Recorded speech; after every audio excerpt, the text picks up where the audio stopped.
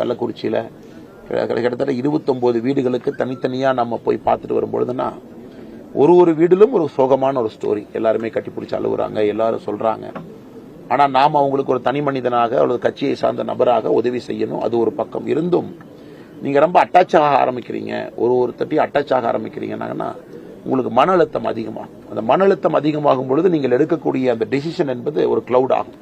So இதெல்லாம் யோகாவில் நமக்கு ஒரு டிட்டாச் அட்டாச்மெண்ட், அதாவது வேலை செய்யணும், அதே நேரத்தில் தாமரை இலையின் மீது இருக்கக்கூடிய தண்ணி போல் இருக்கணும் அப்படிங்கிற விஷயம் யோகா எனக்கு கற்றுக் கொடுத்துருக்குங்கண்ணா.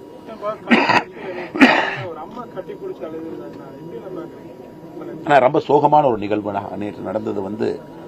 என்னுடைய வாழ்க்கையில நான் எப்பவுமே மறக்காத ஒரு நாள். காரணம், நார்மலா ஒரு ஊர்ல ஒருத்தர் இறப்பாங்க, ஊரே சேர்ந்து சமாதானம் பண்ணும். ஆனா வீதிக்கு 4 பேர் இறந்திருக்கிறாங்க, பக்கத்து வீதிக்கு 4 பேர் இறந்திருக்கிறாங்கன்னா சமாதானம் யார் சொல்லுவாங்கன்னா ஊரே ஒரு வீட்டுல நிக்கிறாங்க.